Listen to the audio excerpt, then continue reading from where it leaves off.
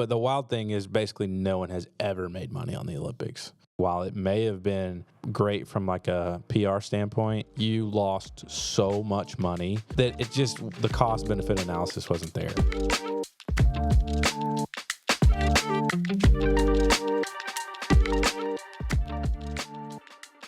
We're back. What's the boys theme are song? back. What's the theme song? Boys are back.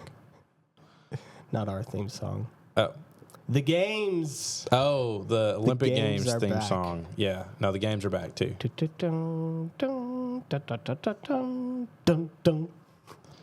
Yeah. That's 20th Century Fox. Still not as good as SEC on CBS. Ugh. Which we'll not be able to hear. Isn't that so sad? I know. You know, why is it that we can't stop talking about college football? Well, it is August officially. I know. And it is. But it's just never really been a topic of our conversation. This is a college football podcast.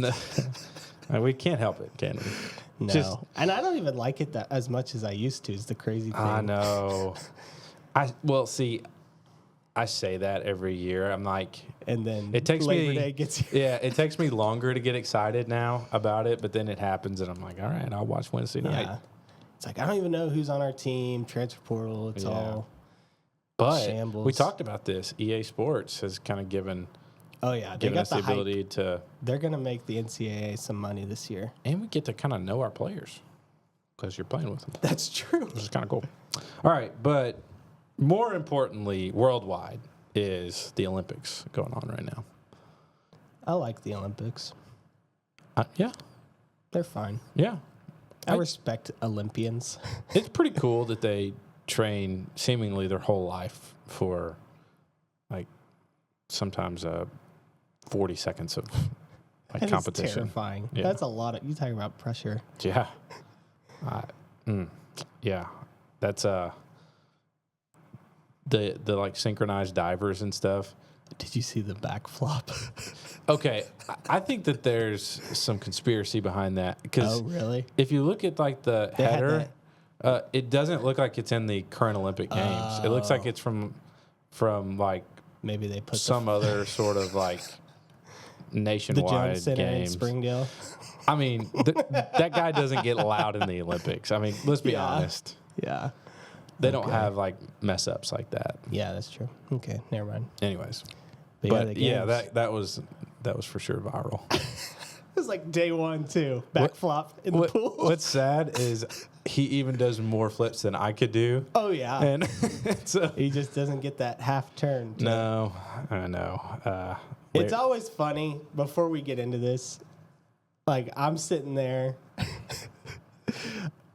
little bit, overweight American on my couch eating my dessert or whatever.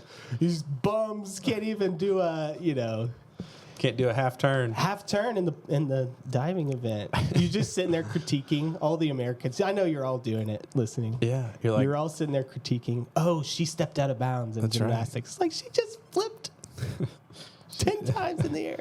Like when I was 12, I could do a backflip gainer. Yeah, on a trampoline. Off the trampoline. Have you heard the people calling for one average person to race against the Olympians? Oh, that would be fantastic. Yeah. Just for perspective. Yeah, for every event. It would be incredible. Even like, yeah.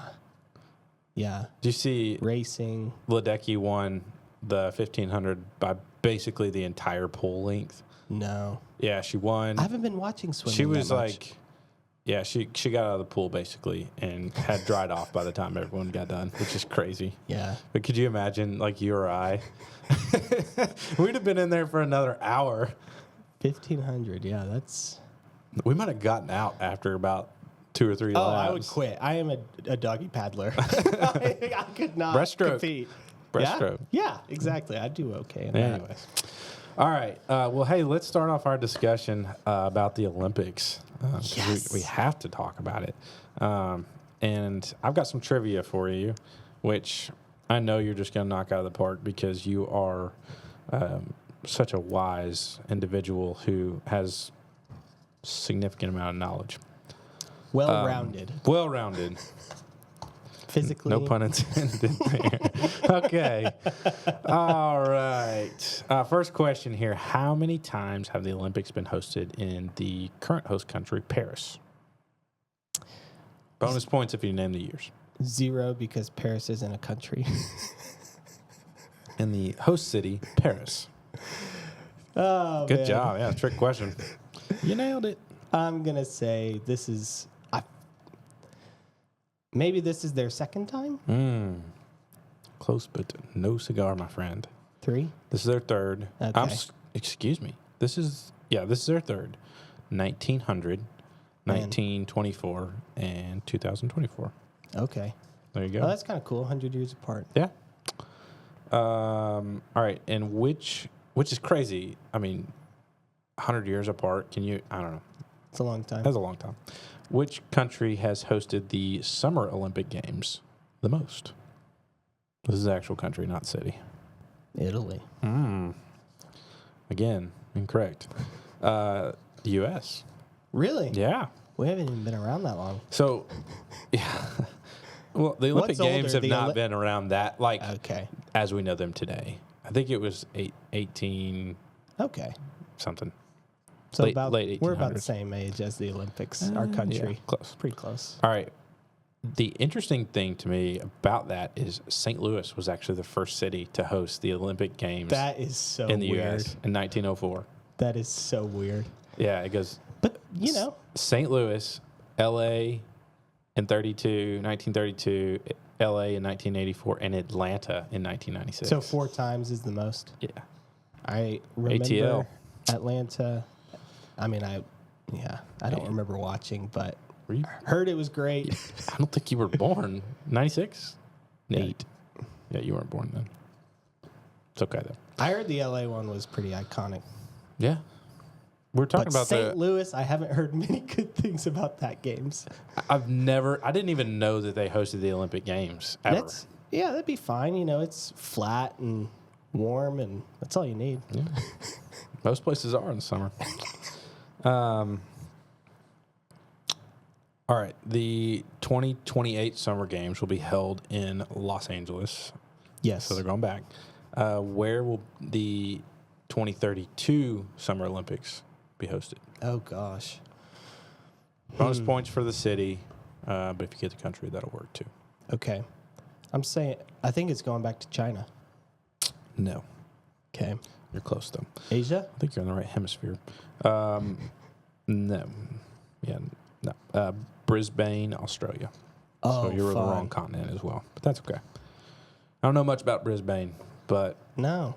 I feel like they probably say it differently than I do. Probably. All right. The London 1948 Games were the last time that this surprising category was represented at the Olympics. Category. Like category was represented. Yeah. Like, what? Is that an event? Kind of. Yeah, this is real open-ended, but it's so surprising that I just kind of wanted to throw it in there. Gladiator fighting. No, that would have been sick, but I don't think they were doing that in 1948. Art. No way. Slightly different than Extremely subjective. Gladiator. Yeah, I don't think they... I don't think it lasted much I'd like to past see that point 1948. system. Yeah. All right, here's a true or false. All right, we're going to give you a 50-50 shot. Good. In ancient Greek times, Olympic athletes competed naked. It's a true or false? Yeah. Gotta be true. It is. Probably some in-shape individuals. Yeah, there were no Doritos back then. Yeah. You want to talk about, some in-shape individuals there. All right. Which country has the most Olympic gold medals? Thus far. No, just in history? general. Yeah. It's gotta be us. Yeah, it is. It says to date, so not with the Paris Olympics, but prior to that, 1,022. Quite a bit. That is quite a bit. And the reason I am biased, but for our fantasy draft, we're doing each team got a country. Oh, yeah. And so the U.S., I looked at the history because of fantasy draft. Good And for the you. U.S. dominate. Shout out fantasy. All right. Youngest female to win an Olympic gold medal. At what age? 14. 12. Oh, my gosh. 12 years old. She won a medal. What country and what event? Denmark's Inge Sorensen. Inge. Yeah. I don't know I'm her. pretty sure that's how you say it. For the breaststroke in 1936. Really? Swimming? Yeah, I think that's illegal now. I think you have to be at least 14. Yeah. But yeah, 12 years old. Well, swimming, like, you feel like you'd want to. Like, gymnastics, you kind of, we talked with Lauren, like, you kind of have a peak in your teenage years almost. Yeah. But swimming, you kind of want to be tall and, I don't know, 12 is maybe crazy. she was... Maybe she was tall. She was tall. Tall 12-year-old. Not me. Yeah. In like, what, 7th grade? Who is the oldest male? And I don't know why it says male. But anyways, the oldest athlete to win an Olympic gold medal. Because it's older than the female. That is a good question. Yeah. And I'm really curious about the sport or the event. Yeah. Because now I know there's art, so there could have been... It's not art. I'll There eliminate could that have for you. been somebody. I'm going to go, gosh, it's got to be... I'm going to say, like, in their 70s, like 71. Oh, you said 71. 71 is what I'm going to go with. Man, you're close. Really? 72.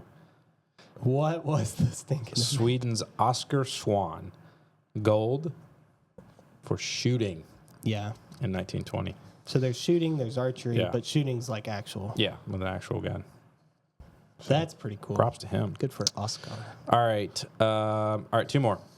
Initially started as a recreational sport for American soldiers during World War II, what sport will make its debut in Los Angeles in the 2028 games? Hand grenade tossing. Yeah. Yeah. Man, you just nailed it. Should be no fatalities from that. Flag football. No. Similar yeah. to hand grenade. I remember that news coming out. Yeah. I remember that coming. Well, the World War II thing kind of threw me Yeah. off, so I was like, I don't know. The But Tyreek Hill and, like, I think we're going to get a good squad. This feels like the 3-on-3 basketball like equivalent here. You think so? You know Jimmers on the 3-on-3 basketball team? Like, why don't we put real NBA guys on it? Because they're on the real team, the real basketball team. But, like, the NBA roster or the USA 5-on-5 team is like the 15 best, Yeah. allegedly. Yeah, Americans. you mean you Like, could players 16, 17, and 18. 20. Yeah. Like, Yeah, they're not very good, I don't think. I don't know. By the time this airs, they may have done better, but Yeah. I don't think they've won. But flag games. football would be awesome and really fun to, like, see the other countries Yeah. go at it too. So Yeah, Tyreek Hill be dominant. All right, and then last question. In Olympic sport through 1920, what game involved two teams pulling on a rope as a test of strength? this feels like a trap. It's not. It's not a trap. Tug of war. Yeah. That is awesome. I wish it's kind they of like still CrossFit games. I think that I wish they still had that. Like that's the ultimate test of like just brute strength to Yeah. me. Other than like you have the weightlifting categories, but if you have five guys on each side like pulling team hard, sport. that'd be awesome. It's very clear rules. Yeah, yeah. You Like move just move the rope. Move the rope this way. So, anyways, interesting trivia there. Nice trivia, Max. Yeah, thanks. I don't know how many points you got with that, but it wasn't enough to Not many. to win if this was a competition. If this was an Olympic event, Yeah. if trivia was, Exactly. they should do that. Yeah, trivia. They've got esports coming in next year. Really, Yeah, quiz bowl. I'm not going to tell you how I feel about that because because you're a boomer. I'm not a boomer, but I like it. All right, so really what we're talking about today, though, is just kind of the economics involved in the Olympic Games. So Man. as I was going through and researching all this, it is wild to me the disparity in dollars that that take place just in and throughout the Olympics through a variety of different avenues. Yeah. So how much it costs to host, how much broadcasting revenue brings in, how much some of the athletes get paid. Some don't at all. And so just kind of wild to me. So let's step into it. What do you say? I say that's okay. And I feel like I've heard a few numbers thrown out there about Paris, and it's expensive. To say the least. It's expensive. So they had to clean up a whole river. Yeah. So. An old river. Yeah. But yeah, so what are some of the things that go into the bidding process, I guess? Yeah, so... there's the IOC. So the IOC, the International Olympic Committee, there, Receive bids. I'll be honest, it kind of seems like a little bit of a scam. Does it? Yeah, well, it's like, who's on the committee? I don't know. But that's a good, which country? Yeah, Is that and an then inside job? They just like pick somebody, and I'm sure that they pick someone great. But the wild thing is basically no one has ever made money on the Olympics. No host country has city, ever netted a positive other than LA in 1984. America. Yeah. So, good job, LA. Maybe the only time you ever made money. But 84. But it is kind of wild that the Olympics could potentially be a scam. Or a major burden. Yeah, yeah. When it's something you sign up to do. I know. Yeah, that's like the guy or the person at school who ends up taking on the whole project. Yeah, and they're like everyone else gets to see the project. They're like, man, that was great. Like the project was great. And you're like, yeah, I just spent all time, energy, and resources on that. And so, but there are plenty of things that we spend our money on and don't end up being the best financial situation or financial decision. It's probably fair. But maybe not to the $1 billion range like some of these countries have done. So the estimated dollar for Paris budgeted $8 billion. Yeah, not bad. That's when it won its bid in 2017. So is that the cost, or is the bidding process? Do you bid with dollars? I'm sure you or like with a plan. Yeah, I'm sure. I'm sure that's what you do. Is you bid you've got to bid with a plan to show them how what where how everything's going to go. Yeah. Where are you going to put the pool? Right. And I'm sure you put the budget in there and like, hey, this is how much it's going to cost. But it says, and this is an article by the Council on Foreign Relations. Ooh. So, yeah. What it says is that this is supposed to be the cheapest Olympic Games in decades. Yeah, I can tell it's poorly done. So, just kidding. But it says the city's already basically overspent by billions of dollars. So, don't know if it'll end up being the cheapest games, but it was supposed to be. So, maybe that was the pool to show future cities and countries, hey, look at Paris did it for only $8 billion. Yeah, that's crazy. You should do it too. I know. So is this kind of one of those things that like maybe will fade out, or that people are just continuing to do because of tradition then? If there's just the Olympics in general? If there's no, I mean, in America at least, a lot of the things that we do or watch or put on TV have some kind of positive economic impact. Yeah. Or make you money. I think, yeah. Most of them.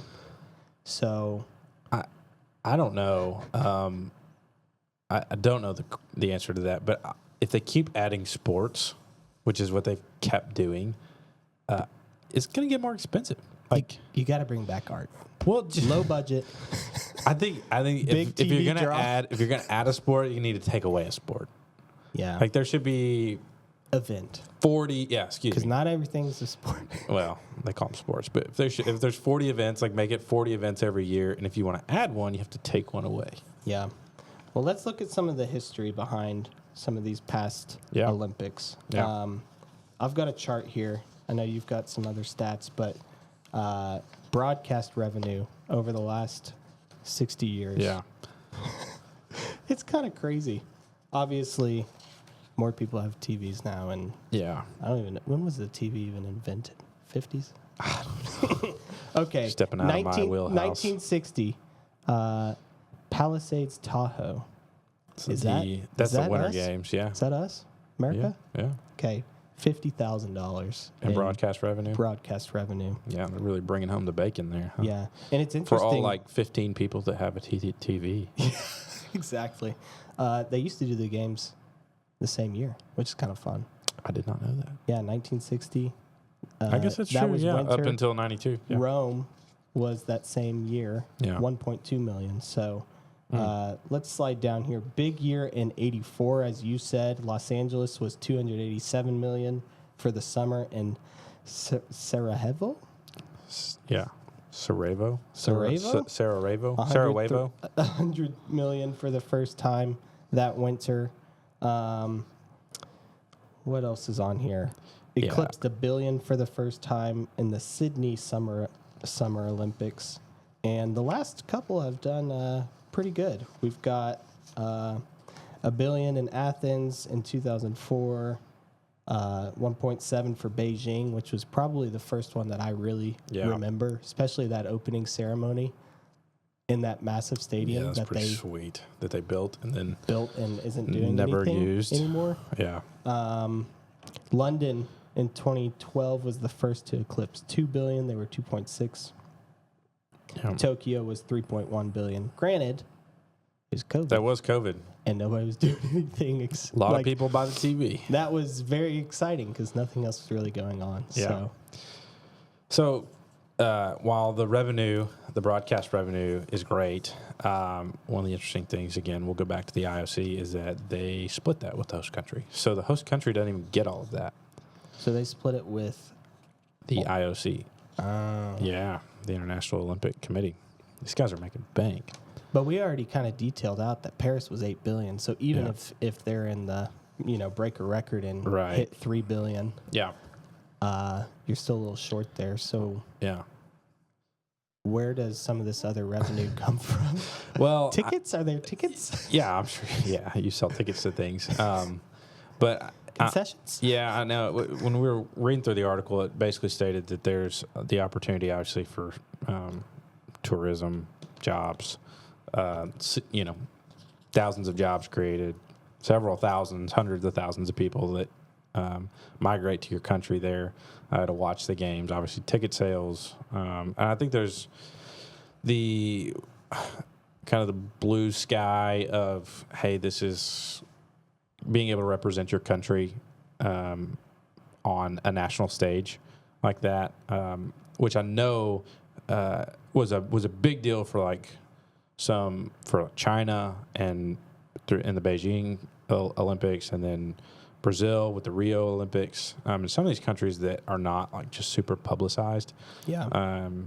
However, interestingly, reading through this, I think the economists say, hey, while it may have been great from a PR standpoint, you lost so much money. Yeah, their CPA was upset. that the cost benefit analysis wasn't there. Yeah. I mean, just imagine all of the different, the infrastructure that they have to build, the just significant amount of security that they had to put into place. You've got. You talked about cleaning. Yeah, cleaning prior, before, cleaning after everyone's gone. But yeah, they cleaned up a whole river in Paris, and housing. You got to be able to house all these athletes. Yeah, and all the tourists that are coming in to watch. I mean, it's just absurd. Plus all the planning that you got to spend money on, and just I think it's been pretty clear and evident several different times that it doesn't make a lot of sense. Which is funny because dollar. We kind of just tune in every 2 years and we're not really thinking about that. You watch the opening ceremony. It's like, oh, cool. They put the volleyball court in front of the Eiffel Tower. Yeah. You don't think how much, what went on the last 2 years to make that happen, or just the various arenas and stadiums they either build or have to set up specifically to put a pool in, an Olympic-sized pool. And so we don't really think about that. We just think, oh, cool, swimming or whatever it might have be. you So have you seen the pictures of the stadium specific? I've seen like some of the pictures of the stadiums in Rio, because they had to like go out into the rainforest for some of that stuff to build, which means they had to tear a bunch of stuff down, and now they're just like abandoned. ghosts. They're like little ghost cities. Yeah, there. that is so crazy. Yeah, and that makes it like we talked about the U.S. being a good host. We kind of have stadiums. You know? We kind of got some cost savings, infrastructure, and so that wouldn't be bad. I think it's interesting that ultimately it's kind of a flex for these countries to host, because again, most of the things businesses do or countries do, well, maybe not countries, but is to make some kind of profit, and this is just not the case. No. I mean, there's been. I was reading a line here. It says that the costs have led some cities to even withdraw their bids for the upcoming games. So, and there's been some cities that have even spent.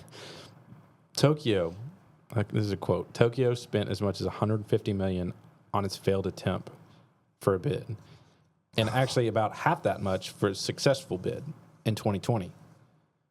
Yeah. I mean, and then Toronto even decided it couldn't afford the $60 million it would have needed for a bid, just for a bid. $60 million. That's crazy.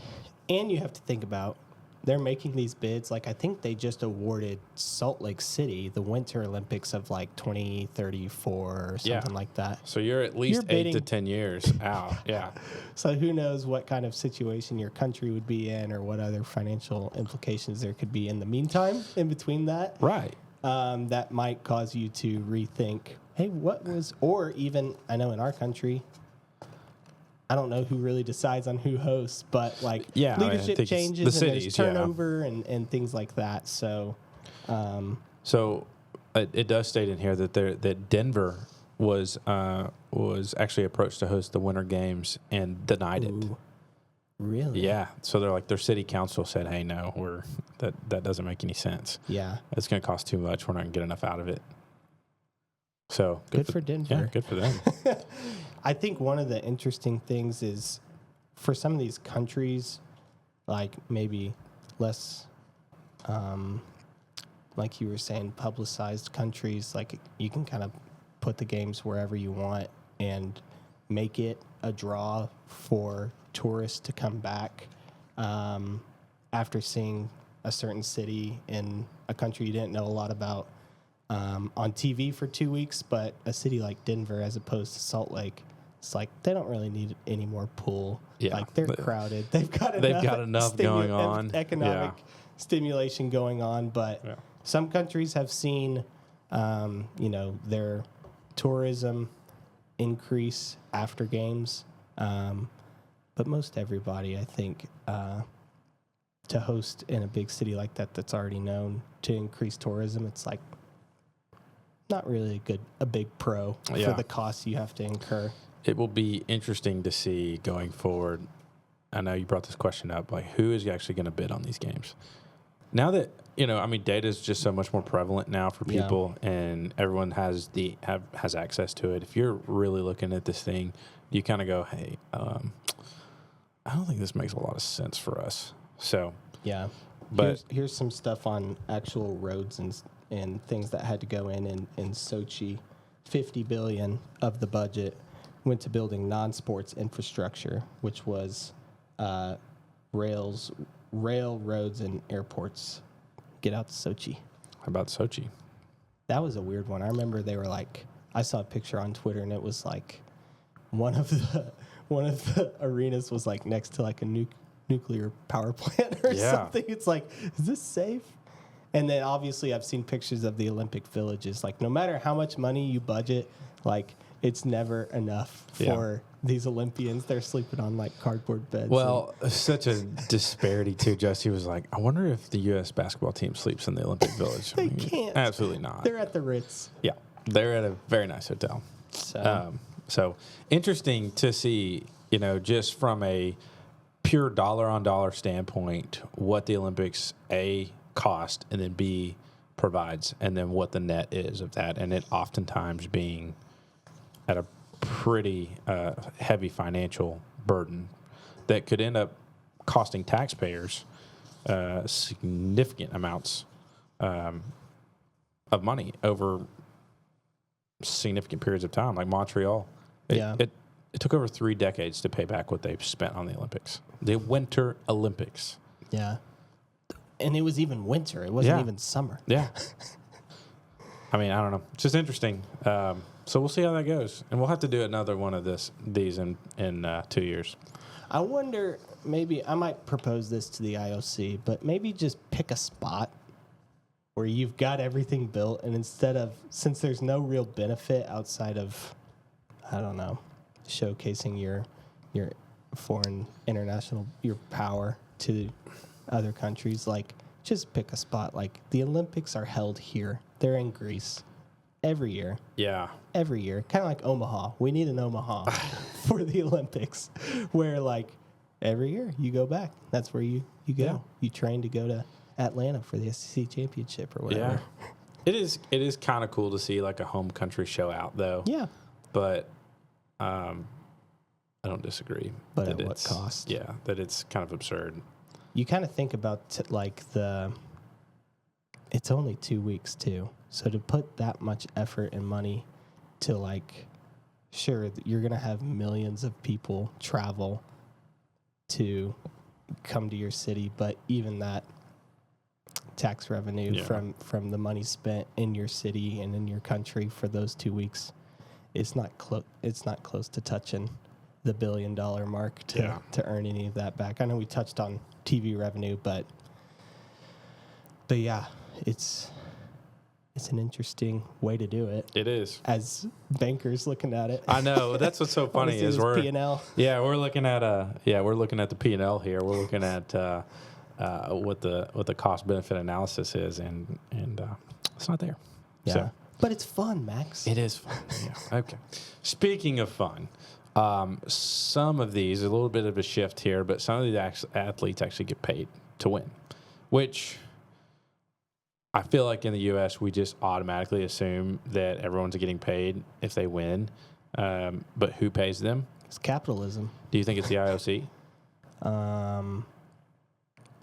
After what we just discussed, I'm kind of anti-IOC, Yeah, so man. I don't feel like they would. They're not. These guys got it made, Yeah. the IOC. No, they do not give out prize money for winning medals, but several home countries actually do. So, interesting. This is a CNBC article, and it is kind of cool to see who pays, what they pay, at least what the information that is provided to us here. So, the country that pays the most, Hong Kong. Hong Kong. Hong Kong, which I'll be honest with you, I also potentially thought was a city in China. Maybe at one point. But I think that they're their own country. Well, they're clearly their own country. Yeah. Okay. $750,000 for gold. That's motivating. That's some serious motivation. Right I there. might go get my citizenship and start training. Shooting. Yeah. What wasn't that it? That would Shooting actually be That It's would not actually a bad life plan. No. A lot of pressure. Yeah. I don't know what the lifestyle looks like in Hong Kong, but Yeah. Or Singapore, which is second here. yeah. At pretty much same. Yeah. 745,000. I mean, even if you get bronze, you make almost $200,000. Yeah. That's not a bad day at the office, is it? But you definitely have to work 40 hours a week while you're training because you're getting one paycheck. Exactly. One paycheck every 4 years if you medal. I know. How about the Republic of Kazakhstan? Not bad. $250,000 for Kazakhstan. gold. Not bad. It's not just Kazakhstan, the Republic of Kazakhstan. Yeah, there's some. These are not the countries I was expecting to see. Like the first one I would kind of expect who actually gets these medals is Spain. Yeah. The first 5: Hong Kong, Singapore, Indonesia, Israel, Republic of Kazakhstan. Malaysia as well. That's like no wonder there's a prize because I don't know that they're winning any. Well, Yeah. like, bring us our first gold ever. Supply and demand here. Yeah, but the U.S. can't afford to. We would go yeah. bankrupt because we're so good. Well, it's the U.S. gives 38,000 for gold, 23 for silver, and 15 for bronze. Okay. You know who's not on here, who I thought would be, is Russia. Yeah. I know they're banned right now, so maybe that's why they're not on this list. But I just feel like they're probably the most competitive people in the world, because they just got like banned if they don't do things right. Yeah. So. Yeah, not on the list, though. So, interesting. Who pays them? The government? It looks like their home countries have some sort of like established Olympic committee, and they pay them. That's cool. Or, as we read further into the article, some of these athletes get paid by like private companies. Some weird stuff going on there, too. NIL? I don't know about... Yeah, I mean, I guess it would be. Yeah. This is NIL here. Kind of, except you actually have to win. Yeah. Not just be exactly. You get to place first, second, or third if you want to get paid at all. And then obviously we know like several athletes get paid like ad revenue, because those go crazy, especially here in the U.S. But yeah, I looked up Simone because we're recording this the day after she, spoiler, won gold in the individual. And I just typed in Simone Biles, and she had a net, I think it said in 23, which she didn't even compete. Yeah. But maybe she was recording commercials and stuff at that point. She had a documentary. By the way, just undoubtedly the face of this entire Olympics. I don't know. Maybe Snoop Dogg. When did he become the official mascot for the United States? He's the official mascot of the world. He's everywhere. He is. It's pretty funny. But she's amazing. And so I think it said she made like a little over $7 million last year. Just all ads. And, So you're saying that opportunity in Singapore might not be there? I mean, if you can, that's the thing is there are only like 5 Olympians who are getting this kind of coverage. It's like Noah Lyles. There's another girl who's a track athlete, or maybe 2. Yeah, the Sha'Carri Richardson. Yeah, Coco Gauff got a lot of publicity. She lost pretty quickly. Anyways. So not everybody's getting that money. I know. So we talked about Singapore being second on the list, paying almost $750,000. But the interesting thing is, we talk supply and demand.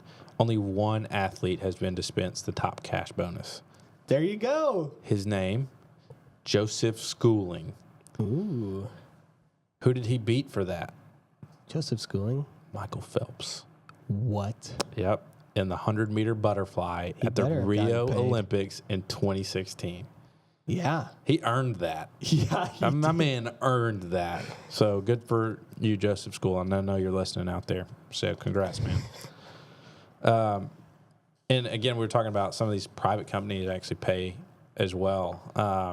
Some really interesting rewards here. So Kazakhstan's, we talked about the Ghetto Republic of Kazakhstan. They can earn up to $250,000 for a gold medal. But just in case that wasn't enough, the state, so the country actually doles out, says the word doles, so I'm going to use that, apartments to their medalist. Good for them. Hey, man, what's better than $250,000? Some housing to go with it. Yeah. Pay for your utilities of your new pad. Yeah. Some private companies in Malaysia reportedly offer other incentives, such as luxury serviced apartments or additional cash. I mean, big deal in Malaysia.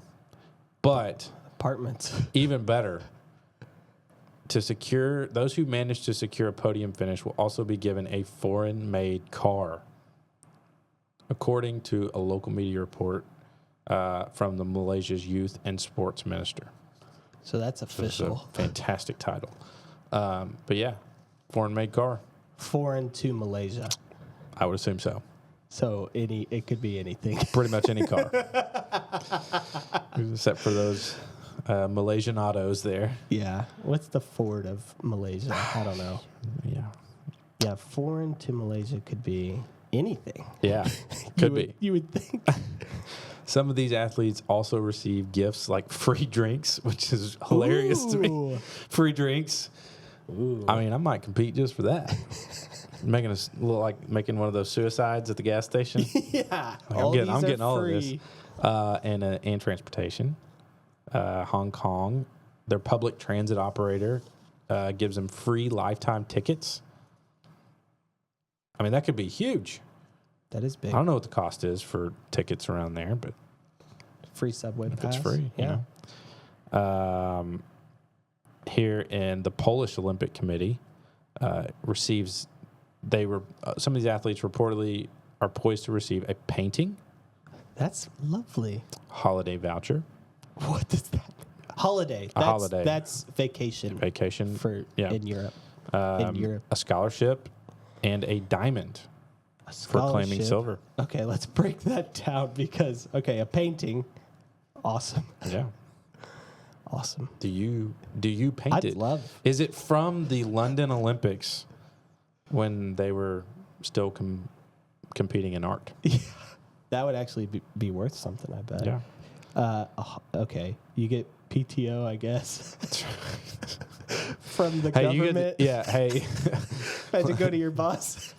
Hey, here's a vacation slip. PTO voucher. Guess what? And you can do nothing about it, or you're going to jail. Or I will call the Yeah. president of Poland. Scholarship, I guess education. I'm unaware. I don't know. Just free money. And a diamond for Yep. claiming silver. Okay. Yeah, Oh, that's what she specific got. athlete. Yeah. She got a diamond. That's not a bad haul. And then I know. And look, Malaysia's giving out some other stuff here. A local food chain gave out some hot milk tea beverage for free. Very nice. Yeah. To any athlete they're even represented. So good for them. Oh. Yeah. No, you didn't just It's have to win them NIL, out. man. This is NIL. That's right. That's And the Wrights then barbecue of. My ultimate favorite here at the very end of this article is that the Japanese table tennis player who won silver at the Tokyo Games was gifted not just 100 bags of rice, which is incredible. And my man is not buying rice for years, decades. But no, he just got 100. But the Indonesian badminton gold medalist were reportedly, now there's a key word, bequeathed 5 cows, a meatball restaurant. How many meatball restaurants are in Indonesia? Probably one. That's right. Supply and demand. We're back to it. And a new house. Wow. Incredible. That takes the cake, in my opinion. 5 meatballs. No, 5 cows. 5 cows. So you got your dairy. You've got Let's go beef. food pyramid here. Yeah. You've got your dairy, your beef. and your residence. Yeah. A residence. And then Better than an apartment. you get some passive income from a meatball restaurant. And the cows are income producing assets. Yeah. These guys. And what if you leased the house? You could lease the house. You might be making this is some long-term gains here for these guys. Hey, badminton's no joke. I know. They deserve to get I don't some think the meatballs. U.S. has ever gotten a medal in badminton. I wouldn't think it's be one of like surprised. the It's such 5 a- sports they've never won. Yeah. It's kind of like if we didn't invent it, we're not interested in being good at it. No. Like, I'd be embarrassed to be good at badminton. That's our philosophy. Okay. Well, That's not bad. That's not a bad reason to go out and train your whole life, though, if you get a meatball restaurant. I mean, yeah. Dedicate your whole life for some cows and meatballs. This is just great. I love that people are giving back to these athletes. It is kind of cool that they're like competing not just for, kind of like glory for their country, but also they actually get a little bit on the side. So. Yeah, but ultimately the reason we love the Olympics is because of the glory for your country. Oh yeah. And for some of these smaller countries where it it means a whole lot more than for us to just flip the TV on and we're placing in every event. Yeah. For Indonesia to win gold in badminton, that's probably a massive deal, which is really cool and one of the awesome things. Regardless of the amount of money lost to put on the Olympics, it really is one of the only things for the entire world to come together. So that's what makes it special. It does. And keeps it going. Been neat to watch, there's no doubt. So I'll be rooting for any Indonesians in the badminton event. As I will too. We need to get. Yeah, we need to keep a check on that. Maybe we'll report back on that in the next episode. And also anyone from Hong Kong. Some of those. If you're listening out there in Hong Kong, just give us a shout. We'd love to have you on as a guest. Yes, if you medal. If you medal. That's right. That'll be one of your perks. To be a podcast. Yes. Sponsored. Yeah, we'll NIL something. If you could place or participate, you're going to win gold in any of these events. Have you seen any like unique events that really have spoken to you? Spoken to me. Yeah, it's deep. You could say basketball. No, I think and this is not a summer event, but I think curling is absolutely incredible. It is. And it would be so much fun because those dudes are awesome. Yeah. No, it's... have you ever played shuffleboard? Yeah. Kind of like this boardroom table. It's waxed up, and it's basically curling. You've got the little stones you're throwing, and that's planted a seed that I'd love to be a curler as well. So maybe we could get it going. I mean, is there an ice rink around here we can go practice? Like the Jamaican bobsled team. Yeah. We'd be the Arkansan curling team. What was that movie called? Cool Runnings. Cool Runnings. Cool Runnings. Curling's one that we could go for the record, oldest gold medal. Oldest athlete to medal, 72. So we're going to practice for a while. We got a lot of time to practice. We do. Yeah. I think those stones cost like $1,200 a piece. Oh gosh, maybe the bank will sponsor us. Yeah, we'll have to discuss that with management. Okay. On the Generations Bank curling team, sponsored by the Next Generation podcast. Well, this has been interesting. I hope that the listeners have found this as interesting as I have. But the economics is not something I've always talked about. It gets hit on here or there. But as it's going on, it's all about the athletes, and it should be. But it should be. But this is pretty cool to see some of the both the cost and the benefits of hosting the Olympics, as well as what you can make for being part of it. That's right, and it's interesting that in America, all of our sports revolve around how to maximize profit. All of our leagues, I should say, professionally. And so with such a great and massive event as the Olympics, it's good to hear that. This almost makes me love it more. Yeah. Because they don't have to do this and maybe shouldn't. But again, it's such a global and powerful event that you got to do it. Yeah. And we love it. We do. Well, we appreciate it, and it's been good to be back on the mic. All right, boss. Okay. Until next time.